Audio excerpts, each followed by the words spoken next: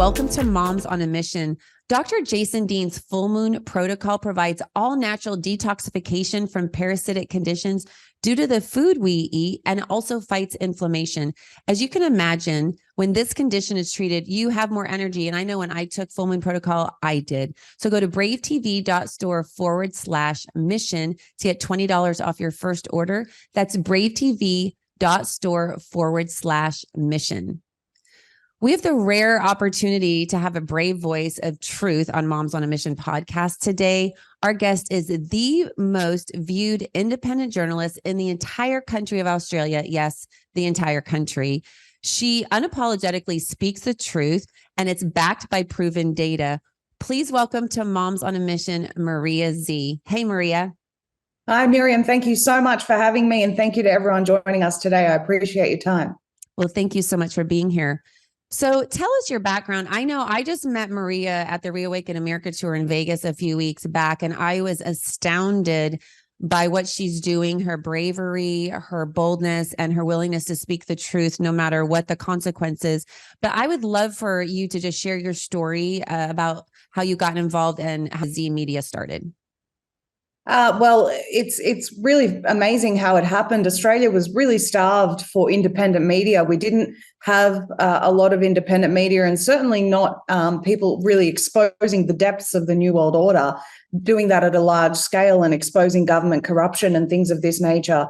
And so while I was starting to speak up, I was still working full time. I was actually in a very senior role within my organization. We were helping people find, it was a government funded disability employment service. So helping people with medical conditions find meaningful employment. And I just loved what I did. I'd been doing employment services in one way or another almost my entire life. And it was very empowering for people to be able to escape from the clutches of the welfare system and really gain independence in their lives and meaning. And a lot of people, overcame depression and various other issues through meaningful employment that gave them social skills and, got them off drugs even. I could tell you a million amazing stories, but the point is that I loved it so much. And so the decision to leave was very, very difficult for me. I was on a very sizable salary because I was in a senior role, and my staff were responsible for tailoring these jobs. I managed a team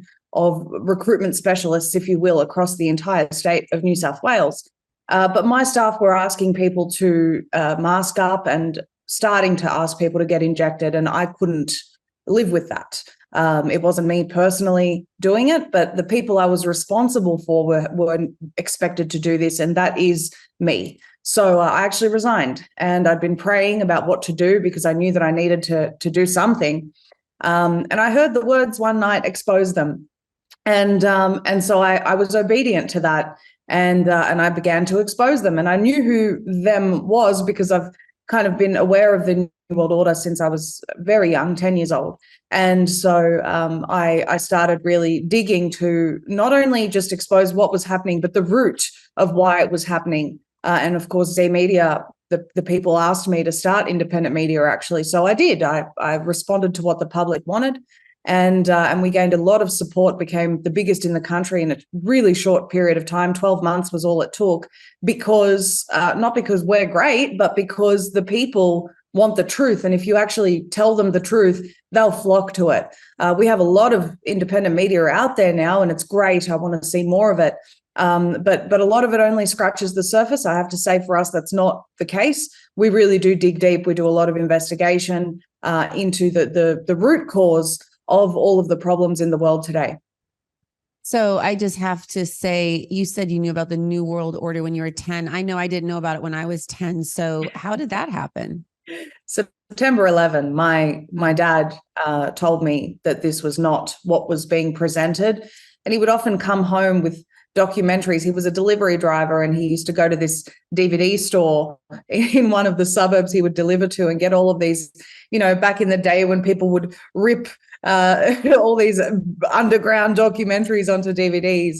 And then there was a lot of information still on YouTube at the time. So I started researching more and more. So I saw Bohemian Grove. I think I was 13 years old when I saw that. And so, some people think that it's too young to expose a child to that, but I don't think so. What it did was made me strong, and realize that there is a lot of evil in this world. And really, as a young child, it made me aware of God and Satan, and that you have to pick a side. And I think that was actually very good for me. Well, it sounds like it made you a bit curious too. Oh, absolutely. I had to get to the bottom of this. When you start to dig, it's interesting because a lot of people will acknowledge that mysticism and the occult and all of these things existed in history, but they think of those as fables or things of the days of old. They don't realize that this is still at the root of so many of these globalist organizations. They are practicing this, and they are actually, it's an ancient religion. It's a religion of Babylon. And so when you realize that, it gives you a very different insight on the New World Order. A lot of people see how crazy things are, but they don't understand that the root of this is actually satanic. And so once you understand your enemy, you can tackle that enemy. You can't really fight an enemy that you don't understand. Yeah. And we say that a lot on this Moms on a Mission podcast, that we are fighting a spiritual battle. And even the word says that in Ephesians 6:12, it says that we don't wrestle against flesh and blood, but against principalities and wickedness in high places. And so it looks a little different maybe than the spiritual battle back in the day. But I mean, at the root, that's exactly what it is. How has your voice been received in Australia? I think I might have heard you talk about a few bans you've received. Oh, bans is a bit of an understatement. So very early on, I knew I was getting shadow banned on Instagram. So I actually was smart enough to make backup accounts. So I actually ended up with 3 Instagram accounts, and I would hop between the 3 to sort of battle the shadow ban. But suspended on YouTube multiple times. I don't even bother anymore. LinkedIn banned me. X banned me before, when it was Twitter, twice. I was, PayPal banned me. And Facebook, I've been on a permanent ban since April of last year. And my bank debanked me earlier this year. How can they do that? What is that based on?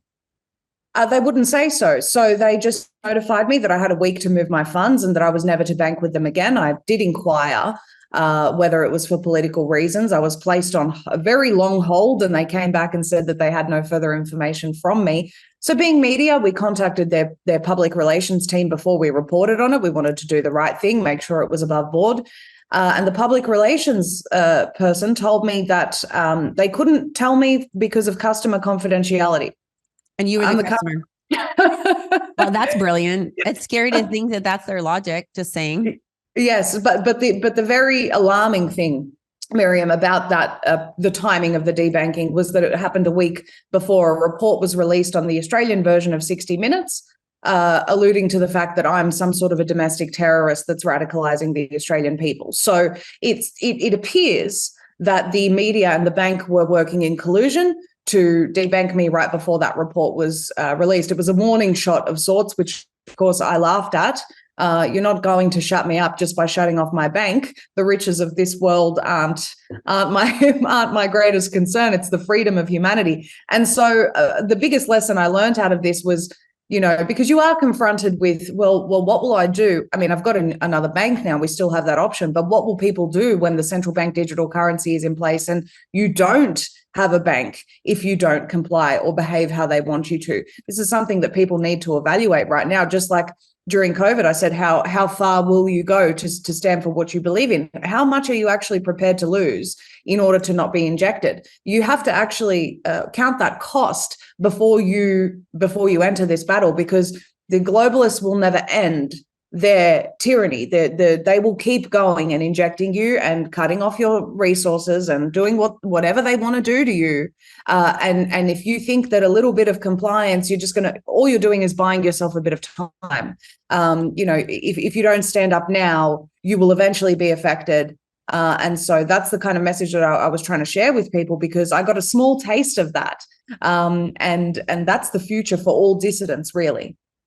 Well, and also when you're describing this, it's like, dealing with a bully. I mean, obviously this is on such a larger scale, but I mean, any type of bullying, any logical responses, you stand up and you fight back and you push back. A bully's not just going to all of a sudden feel sorry and just get exhausted bullying you and stop. And that's exactly what the global agenda is all about, is pushing and advancing this demonic activity until Christians and people, lovers of freedom, stand up and say, no, we're not going to do this anymore.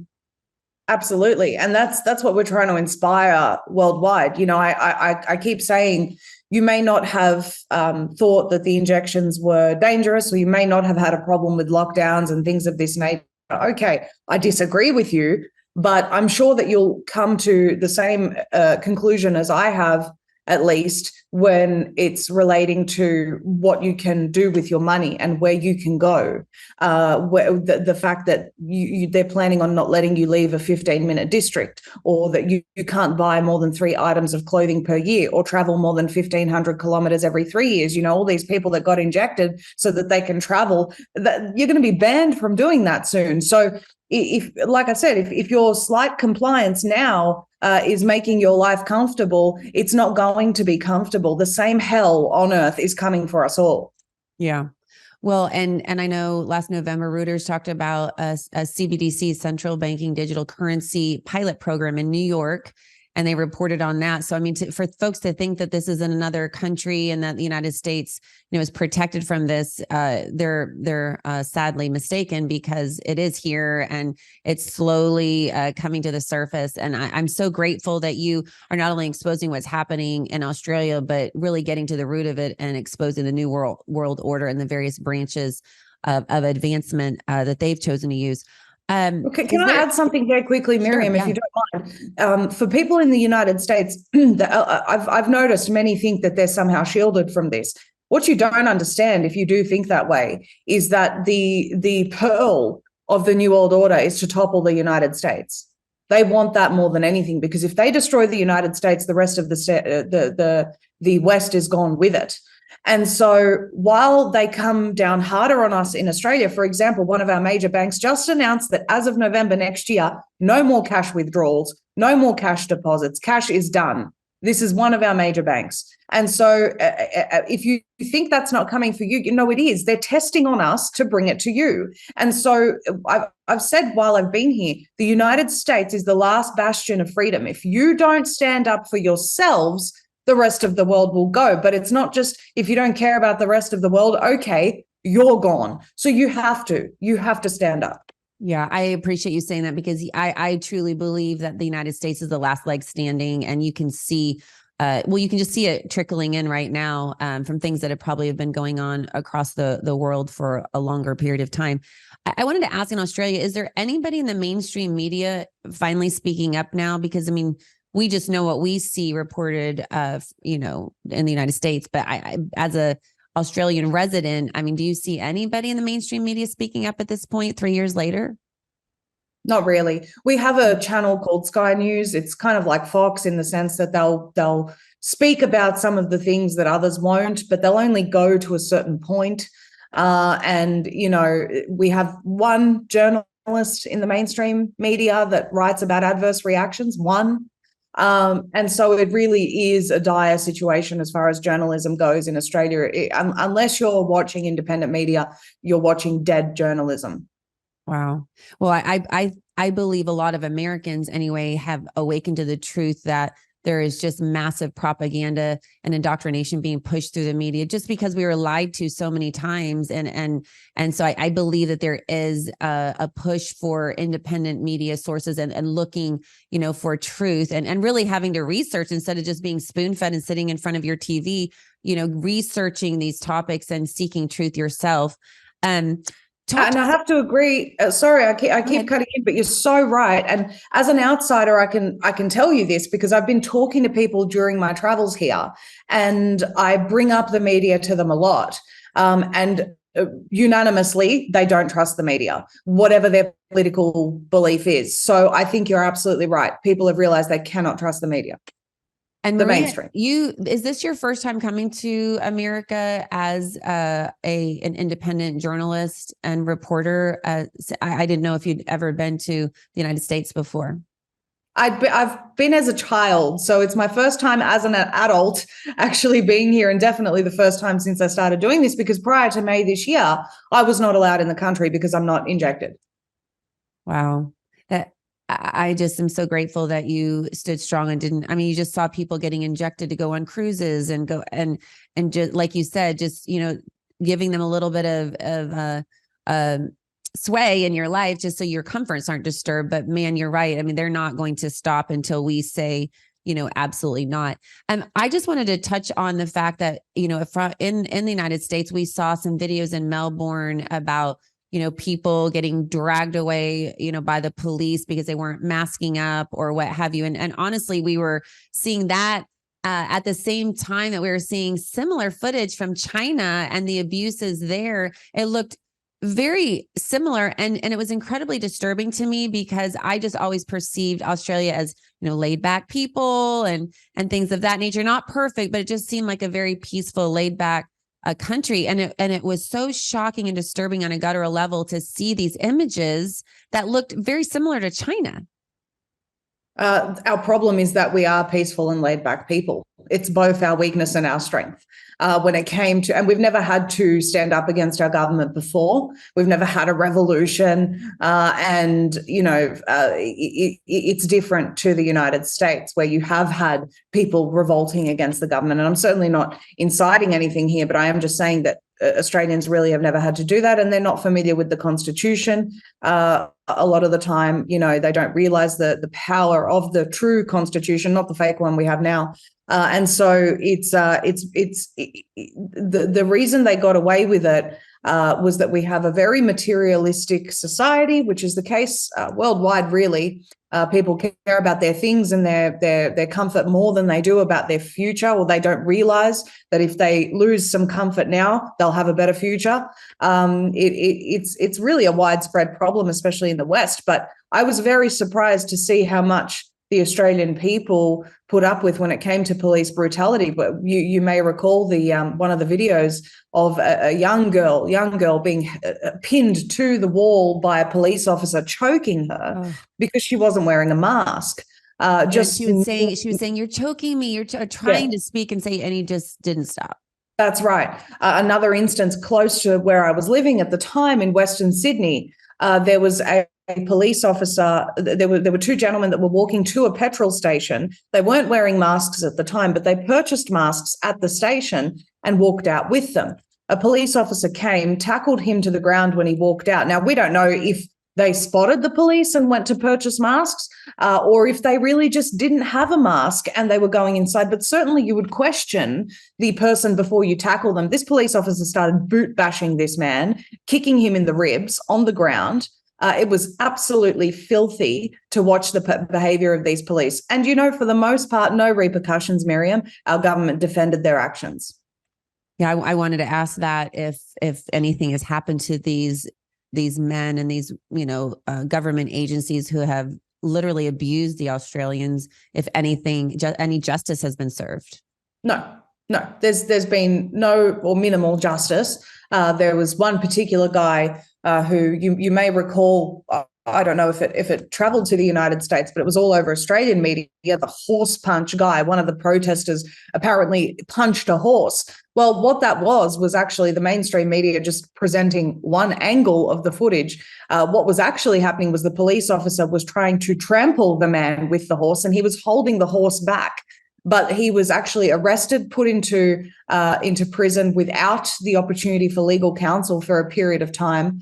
And so he successfully took legal action against the mainstream media and the police for this, which I'm so grateful for. I'm glad he managed to do that. But all he was actually trying to do was stop the horse from trampling him. And the whole country was told that this anti-vaxxer is a horse puncher. So the media is weaponized in every single country. We know this. And in fact, we had a recent inquiry from a senator requesting from our federal police whether we have intelligence agents posing as journalists in our country, and they would not answer. So we're fairly certain that that's the case all over the place. We're talking about the Mockingbird media here. And so it really is just, we can't look at these people anymore other than to weave through the propaganda and see what they're trying to push next. Yeah. And really to question everything. I mean, just question everything you hear and then research until you find actual data and facts to support the truth. And otherwise don't believe it. I mean, that's just, I talk to my husband about that all the time. I just question, because once you've been lied to, I mean, even Dr. Peter McCullough says, fool me once, shame on you, fool me twice, shame on me. And with all of this, new COVID propaganda and scare and trying to inject fear, I have to believe that Australians and Americans will stand up and say, no, we know too much now. We're not falling for it the second time. Well, that's generally what I'm seeing across social media. And I really have been calling for people to be more vocal at this time, because if you recall, once the COVID fear eased in the population, they tried monkeypox. And Yeah, Ted I remember Ross, that. yes, and Ted Ross, who's trying to be the health dictator of the world, who is a known terrorist, according to all of the various reports that have confirmed that, and known for withholding life-saving medication during a pandemic in Ethiopia. So you've got real comparisons. He's done it twice now, with his recommendation to ban life-saving medications during COVID. So if you recall, though, he had an advisory board around him, a committee of 12, that recommended that he does not declare a public health emergency of international concern over monkeypox. He went ahead and did it anyway. So that was really his flex, showing us what power he's going to have if the IHR amendments go through in May of 2024. And so but what happened was people laughed at this. They laughed at the name of monkeypox. They laughed at the propaganda around it. They knew that it was just because COVID fear was fading, and this was, their next tactic. And so I really think that this is what's happening right now. And this is why we're not seeing them going hardcore. I mean, we're still very close to the sort of timeline that we were told by InfoWars, for example, that we would see the mandates come back. But I don't think that they're going to succeed. You've even got Fauci coming out and saying, federal recommendations for masks are likely, but not mandates. Those are two very different things. First of all, what are you doing in the public space again? You retired, go away. Right. And secondly, it's just the public response is just way too strong. And this is what we need to do. We need to do this again and again and again until more people wake up and finally say no to the whole agenda. And I've said this many times, Miriam, if when they rolled out the injection mandates, every single employee said, no, I'm not doing this, here's my resignation, how long do you think it would be before those companies were on the phone calling you to come back to work? Maybe 14 hours? Because their profits were going down the drain. I'm not even kidding. The agenda would have been over in about 2 business days if everyone did that. And so I know that that's a very grandiose idea, but the reality is it's that easy. If everyone, like they're saying now, no, we're not returning to this. No, we're not doing this again. No, we're not getting injected for you again. Here's my resignation. I don't care what happens to me. I know people that did that, and they were highly skilled, and their employers called them back within 2 weeks. It's a little bit of pain if everyone does it, but I promise you, world, if we all do it, the agenda is over, because injections are such a huge part of the agenda. Yeah. And I think part of the problem, and I think you'd agree, Maria, is that we've become so used to comforts. I mean, we microwave everything. We have fast food. We don't have to wait for anything. I mean, we have smart homes, smart cars, I mean, literally, you don't have to turn on a light when you walk into the room. I mean, these are, they call them modern day conveniences, but I think they've created such a paralytic condition in the world, really, particularly I'm speaking of America, though, because we just don't want to be uncomfortable. Let's be honest. Nobody wants to be uncomfortable, but we've been so conditioned to not have to be uncomfortable to survive, that now the thought of even voluntarily becoming uncomfortable sounds absolutely horrific.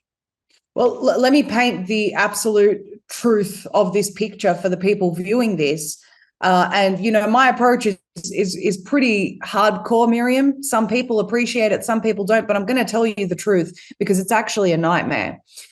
If we don't push back against this, and if we don't defeat the agenda, your life will not include any of those comforts. You will be eating crickets. You will have them delivered by drone. You will not be allowed to leave your house. You will not have money. There is no money in the new world. You are issued with social credits, and those are issued to you so that you can sort of just survive in this dystopian AI world society that they're building. The only way that you earn in this new world that they're building is if you comply and contribute to expanding the AI world. These are published documents by the UN 100. There is not going to be any currency. There is no opportunity to earn. The only way that you can live is in the metaverse, okay? You are not allowed to leave your house. You're not allowed to go traveling. You're not allowed anything. And believe you me, it'll be constant injections, aka system upgrades, in order for you to keep getting your social credits. This is a complete hell on earth a picture that I'm painting to you, and it's real. This is their real plan. If you don't stand up now, all of these lovely conveniences that you're used to, you will not have. You will be monitored 24/7. I want people to go and look up, Google this. It is 2030. I have no privacy and life has never been better. It's a publication that was printed by Forbes from Ida Organ. She's a WEF puppet. And she describes what this future looks like. You don't think for yourself anymore. AI will tell you how you feel, what you want, what religion to believe, which political candidate you want. They have openly said that they will be manipulating the thoughts of human beings and manipulating their behavior in order to get them to do things that they would not normally do. The Rand Corporation has published this. There is no future inside their AI world society for humanity. It is a future run by machine. So right now, what people should be doing is focusing on the parallel society that we have to build while we fight this system. The two have to happen simultaneously. And if you decide on inaction, you will be imprisoned, I promise you, or imprisoned as in the digital sense, or imprisoned in a camp. You know, these are the two futures unless we build something that's more attractive to humanity. And I promise you, the idea of us going out and saying, okay, today I'm going to train myself to live without electricity and see how I would cope. For example, okay, and this is a foreign concept to so many of us, but it's something that I want to do. I've got a generator. I'm going to try it out. I'm going to try and live without communications. When I get back to Australia, I'm going to do some of these things because I want to get used to being uncomfortable. This is something I want to train myself for. People must understand that we are in a war. And if you are not ready for that war, you will be collateral. You will be. This isn't a joke. We're talking about life and death here. So I hope I'm shaking people up a little bit here. You've got to realize how serious this is. And so when we get used to living without those creature comforts, we will be stronger for the days ahead, because the time will come where people say, I can't live in this society anymore. If you don't have the skills right now to prepare yourself to be outside of it, you will likely comply and entrap yourself in the AI world society without even realizing it. That is terrifying. It is absolutely terrifying.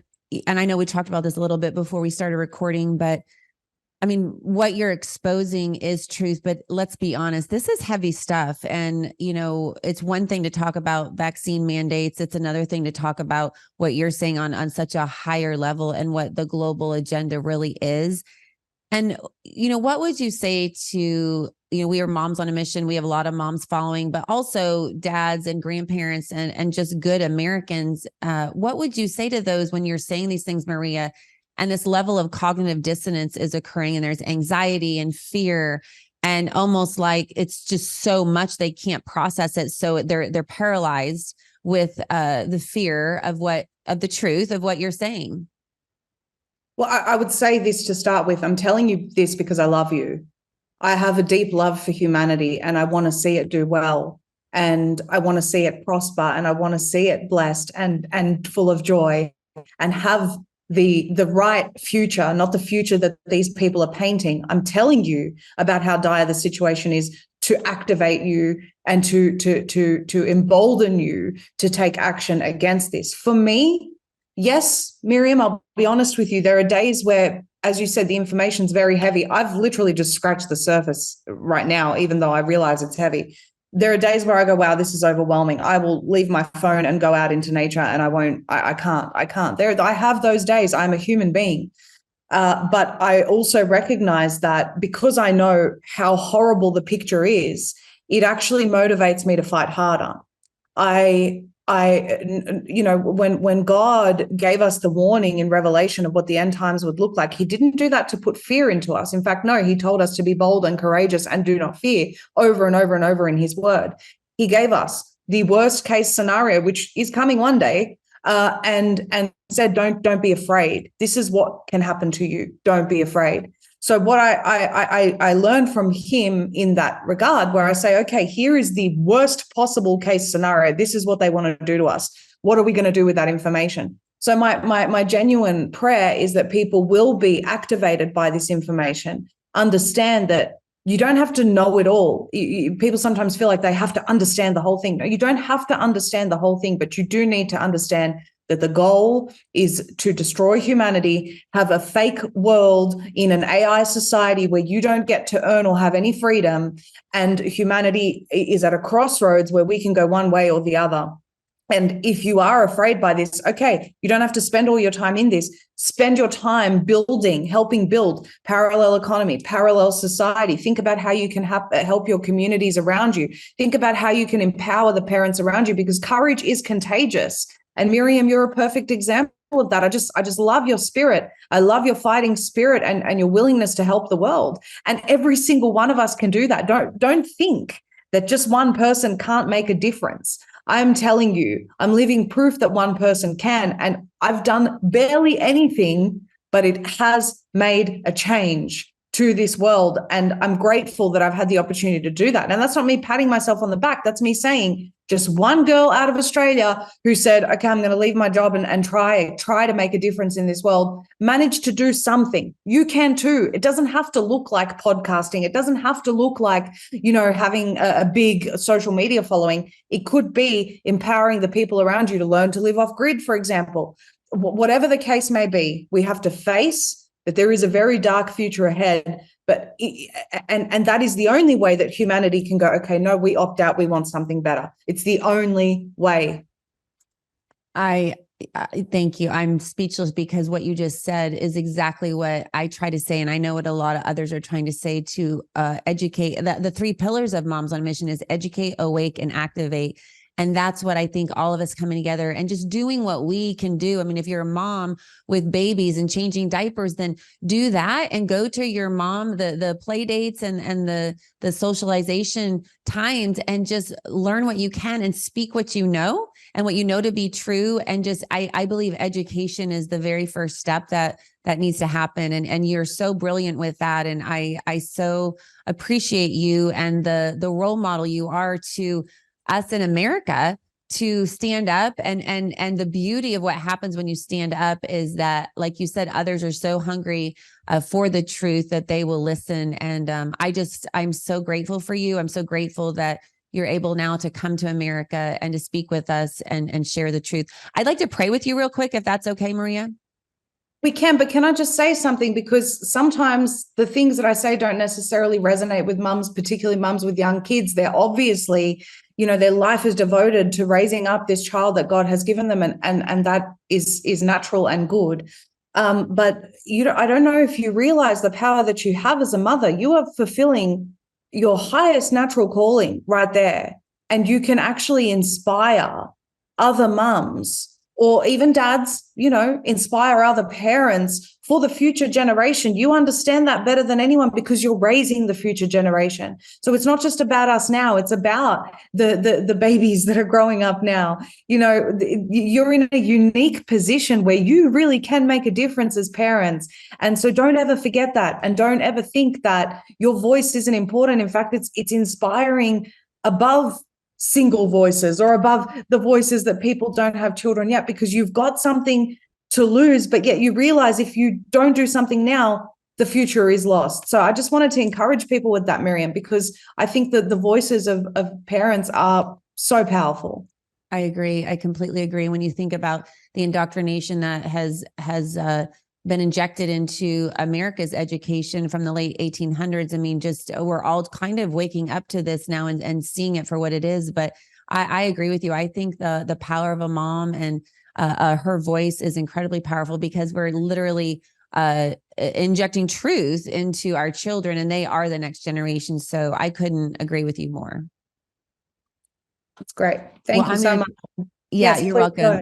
I'm going to pray with you real quick. Father God, I thank you for Maria Zeee. I thank you for Maria Zeee Media, Lord. And I just ask that you elevate her voice even more, Father. I plead the blood of Jesus over her. I thank you, Holy Spirit. You are the Spirit of truth. And I thank you that you give wisdom to those who ask and give it liberally.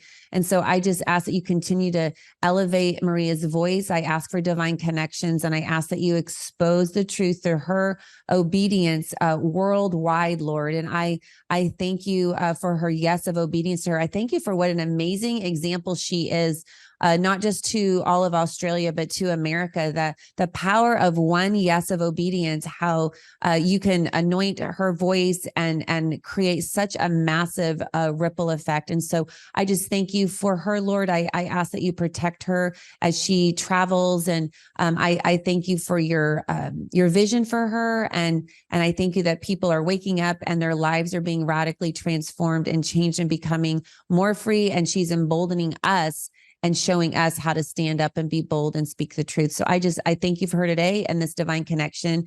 And I just ask that you bless her in Jesus' name. Amen.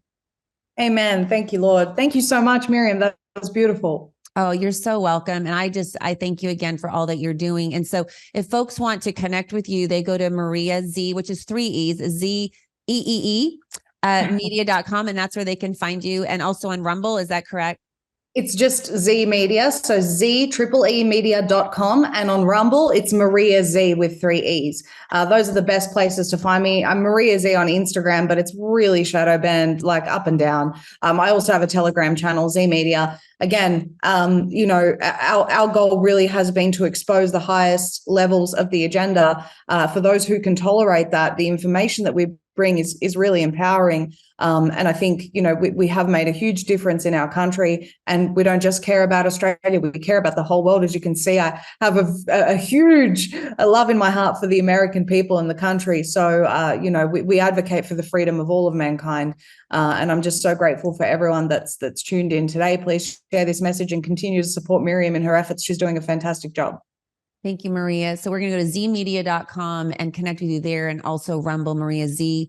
And we'll see how long you're on Instagram, but we can go there as well. So thank you so much for joining us at Moms on a Mission podcast today. And thank you all so much for listening. As always, if you have any questions or comments, just email us at moms@momsonamission.net. That's moms@momsonamission.net. And you can check us out on our website at momsonamission.net.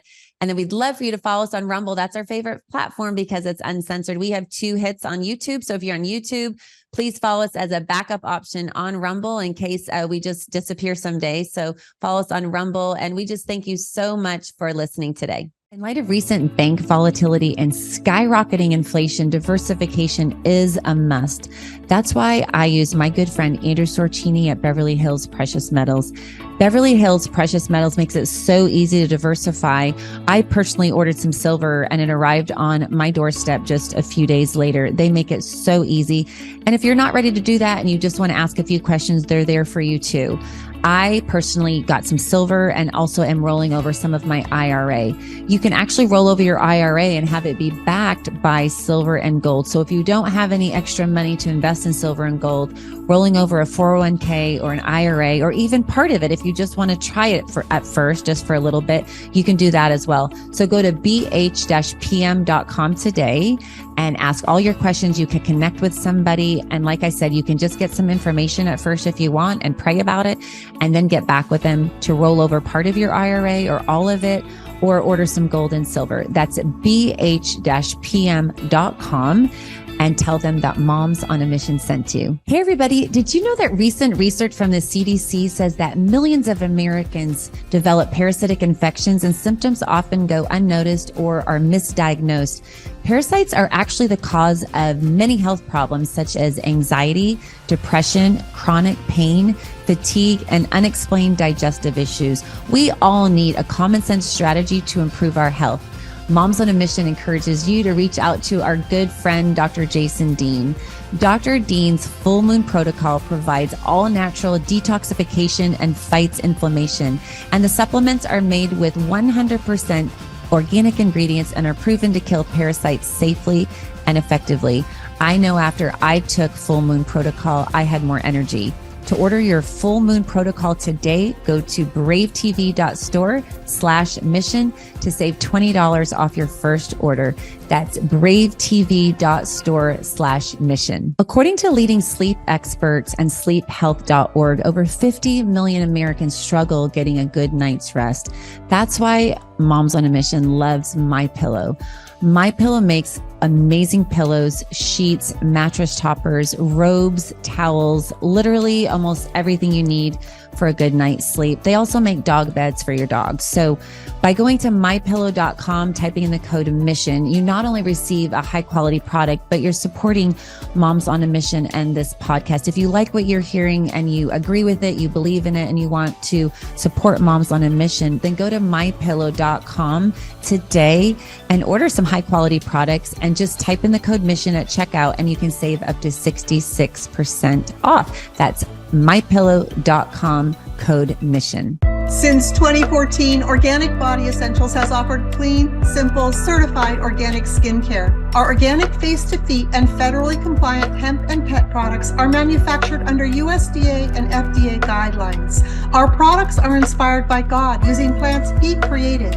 In Ezekiel 47:12, it says, "The fruit is for food and the leaves for healing." We believe in the power of God to heal, so we pray over our products and for our customers. Our therapy in a bottle approach has been widely received, and our customers' testimonials continue to inspire us. You can find us at organicbodyessentials.com and obe.organicbodyessentials.com. Please feel welcome to reach out with questions. Use coupon code MISSION at checkout for a discount. Thank you for your support by using MISSION at checkout to benefit Moms on a Mission and their quest to reestablish traditional values in our education system and empowerment for a healthy lifestyle.